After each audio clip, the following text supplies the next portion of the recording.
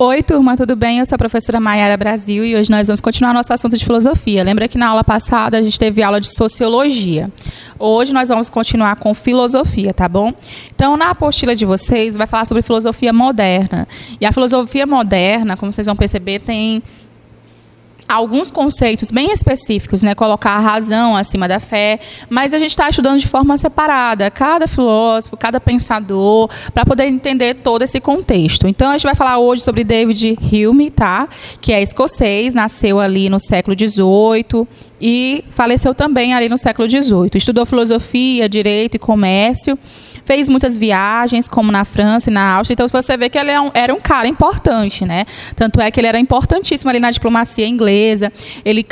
Quem podia viajar nessa época, gente, quem tinha muito recursos para fazer cursos, eram pessoas ricas. Então, você já percebe aqui que ele era uma pessoa rica na sociedade dele, era uma pessoa que tinha uma influência social e política. E ele conviveu também, ele era ali do período dos iluministas, conviveu com Adam Smith, com Rousseau. Essa ideologia iluminista nós vamos ver na próxima aula de filosofia, né? Na semana que vem nós vamos ter uma aula de sociologia e na seguinte filosofia. E aí sim nós vamos falar sobre a teoria, sobre esse movimento iluminista e entender um pouquinho esses últimos momentos de filosofia moderna. A gente já está acabando, gente, filosofia moderna. Então, a obra que vai ser analisada aqui vai ser a obra que ele fez, que é a investigação acerca do entendimento humano, que vai falar sobre a teoria do conhecimento. A teoria do conhecimento, nós vamos ter muitas teorias que vai falar sobre o conhecimento. Como é que tem? Será que a gente pode ter acesso a esse conhecimento? Será que o conhecimento ele é finito, ele é infinito? Então, tem muitas teorias aí com vários filósofos. Mas, para ele, a teoria do conhecimento não passa de impressões e ideias. Ou seja, tudo que nós conhecemos, tudo aquilo que a gente sabe que existe ou que não existe, esses conhecimentos em si, eles são o quê? Eles são impressões e ideias da nossa cabeça. Então, ele vai dividir ali a teoria do conhecimento em dois momentos, 2 pontos.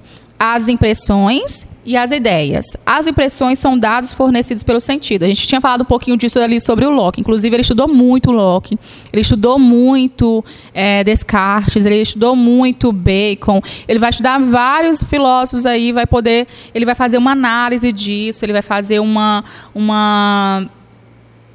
ele vai contextualizar todos esses conhecimentos para poder formar a sua tese. Ele vai dizer o seguinte, que as ideias que as impressões são dados fornecidos pelos sentidos, ou seja, nós conhecemos primeiramente pelos sentidos. E aí ele concorda também com Berkeley, quando Berkeley fala que tudo é uma questão de percepção, né? O que você vê, o que você sente, o que você consegue tocar, o que você consegue sentir o gosto. Então ele vai falar realmente que ele concorda nessa parte com o Berkeley e ele concorda também nessa parte empírica com o John Locke. Então ele é um empírico, se você for analisar, ele é um empírico. A gente já falou nas primeiras aulas o que é o empirismo. Então, se você não lembra, tem que dar uma olhadazinha, tem um vídeo ainda no meu canal, você dá uma olhadinha e confere. Então, se você for prestar atenção, ele vai ali repetir as ideias de experiência, de empirismo, que o conhecimento dá, sim, pelo sentido humano, só que ele vai fazer algo a mais, né? Ele vai discordar em alguns pontos desses autores e também trazer algo a mais. Por exemplo, ele vai falar que as impressões são essas ideias fortes, são as emoções. Por exemplo, quando a gente está apaixonado por alguém, né?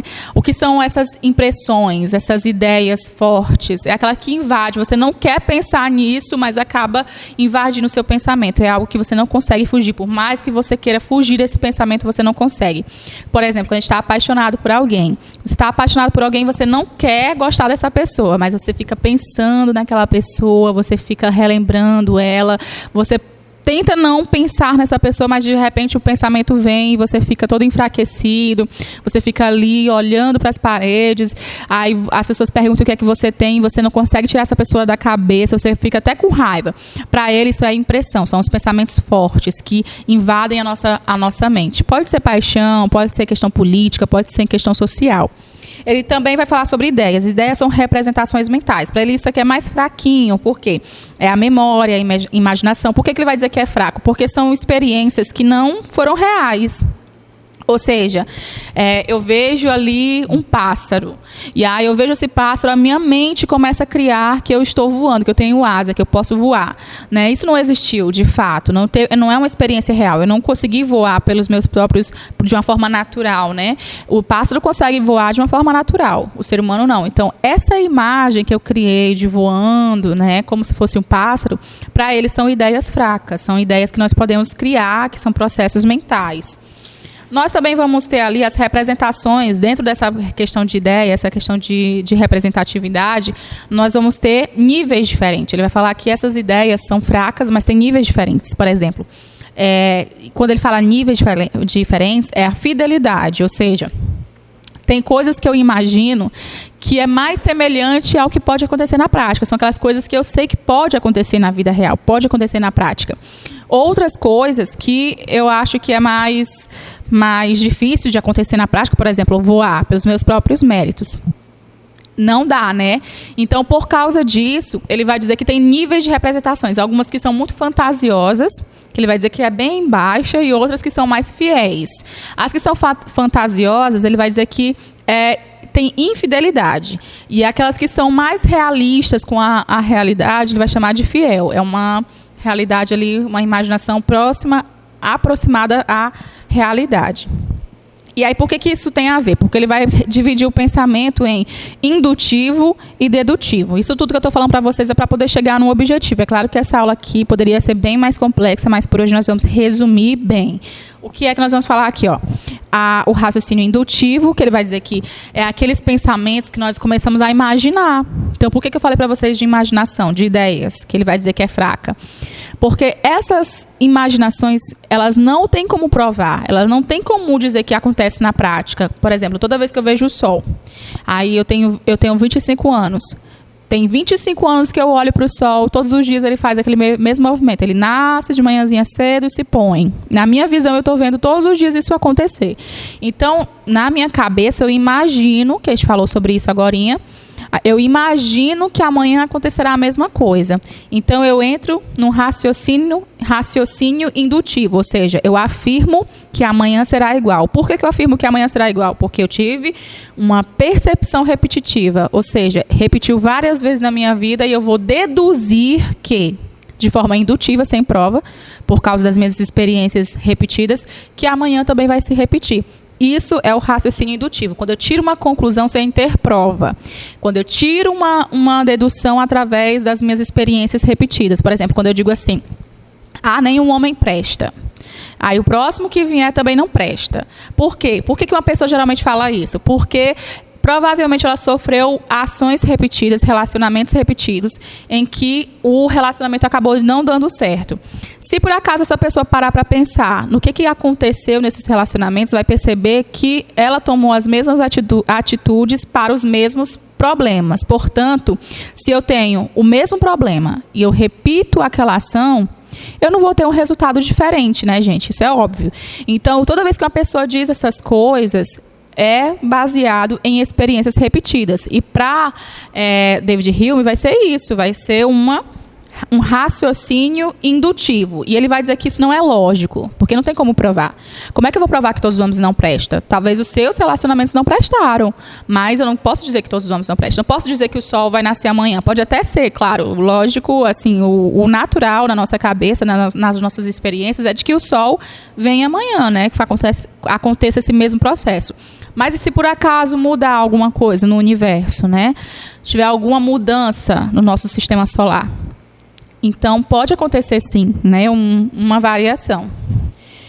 Então, ele vai dizer que a conclusão que é indutiva, e ele vai pegar muito essas ideias de Bacon aí, ele vai ler bastante Bacon, mesmo que tenha percepção repetitiva, não tem fundamento lógico, porque é baseado em o que eu acho, crenças, hábitos. E como a gente falou, a gente já falou sobre isso em algumas aulas, a filosofia não é eu acho. A filosofia é uma ciência. Né? Por mais que seja a mãe de todas as ciências, tem a ciência da natureza, ciências humanas dentro da filosofia, mas ela não é baseada no eu acho. E geralmente as conclusões indutivas eu não tenho nenhuma prova, é só no que eu acho, as minhas experiências que se repetiram, então eu acho que é assim. Então não serve. E ele vai, inclusive, dizer que Isso é baseado no senso comum. Muitos sensos, primeiro dia de aula a gente teve uma aulinha sobre diferenciação de ciências e senso comum. Não sei se você lembra. Se você não lembra, tem uma aula que eu fiz para o fundamental, para o 9º ano, que fala sobre isso. Aí você vê lá. Senso comum, ele é muito voltado para os misticismos daquela época, coisas sem comprovações. Eu falo aquilo de acordo com minha vivência, mas isso aí não dá. E aí o raciocínio dedutivo, que já é o segundo ponto, o raciocínio dedutivo já é uma lógica racional. Lembra que a filosofia moderna vai exaltar a razão acima das outras? Então, o raciocínio dedutivo é isso, porque ele leu também muito Isaac Newton, muita questão da experiência, da repetição, da comprovação dos fatos. Então, ali a lógica racional, a repetição de um fato, não conclui que esses termos são lógicos, que se repetirá sempre, né?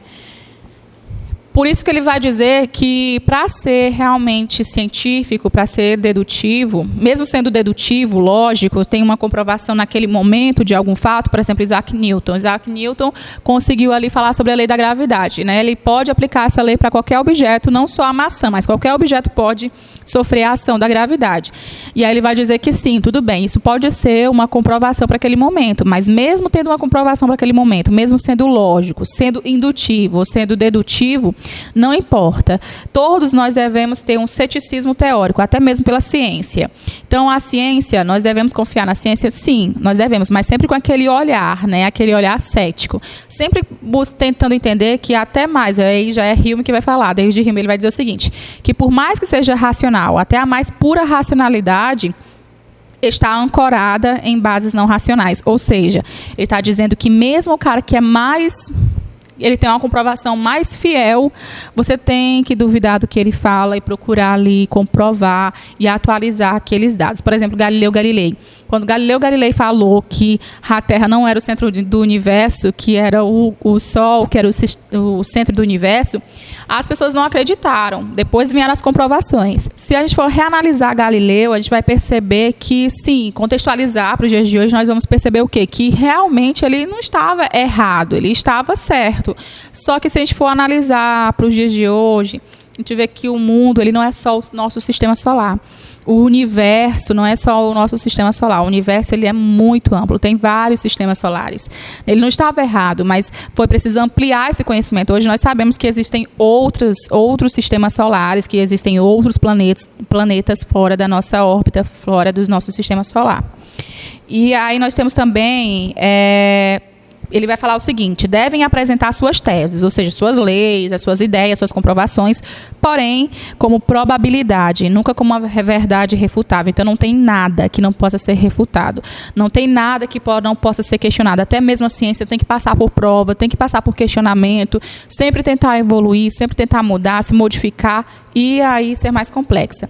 Para ele, só assim, dessa forma, nós vamos ter uma sociedade com um convívio social melhor, tolerante, democrático e aberto. Se você não quer questionar as verdades irrefutáveis, cai no erro de ser intolerante, de não saber conviver com as pessoas na sociedade, né, de ser uma pessoa fechada e antidemocrática.